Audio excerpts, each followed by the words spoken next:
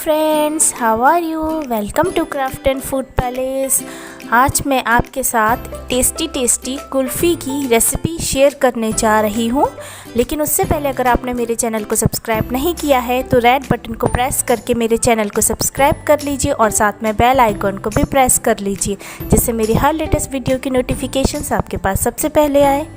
तो चलिए स्टार्ट कर लेते हैं।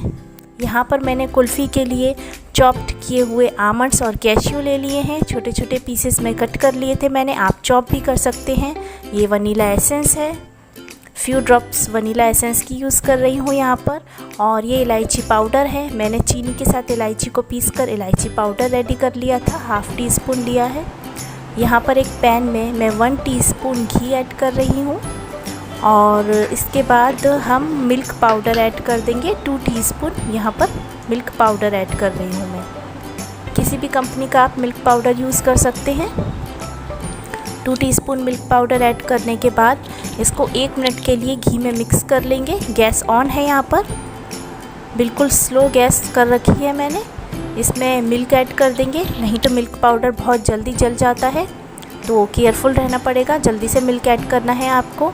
मैंने यहाँ पर 250 ml के आसपास या 1 गिलास मिल्क ऐड किया है 2 टीस्पून मिल्क पाउडर में।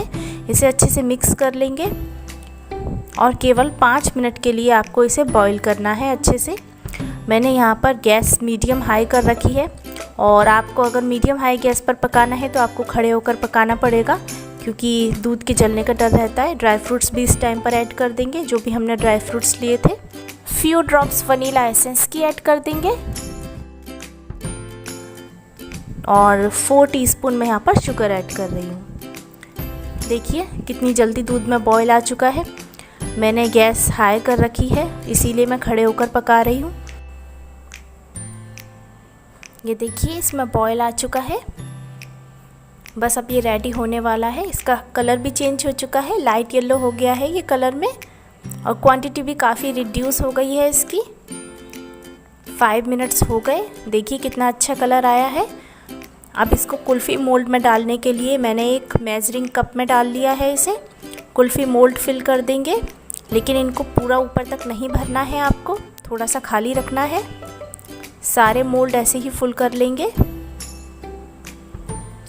और इसको 6 to 8 आवर्स के लिए डीप फ्रीज़र में फ्रीज़ होने के लिए रखेंगे। सारे फिल कर लिए मैंने, फ्रीज़र में रख देंगे। ये देखिए 6 आवर्स कंप्लीट हो गए और हमारी कितनी अच्छी कुल्फ़ी बनकर रेडी हुई है।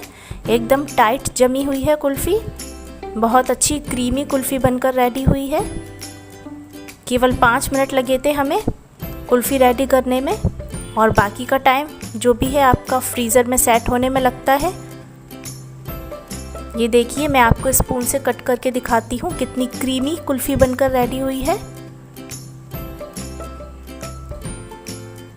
देखने में भी बहुत अच्छी है फ्रेंड्स, और खाने में तो बहुत यम्मी है ही। अगर आपको मेरी वीडियो अच्छी लगी हो तो मेरी वीडियो को लाइक कर दीजिए, मेरे चैनल को सब्सक्राइब कर लीजिए और कमेंट करके ज़रूर बताइएगा कि आपको वीडियो कैसी लगी। Thanks for watching.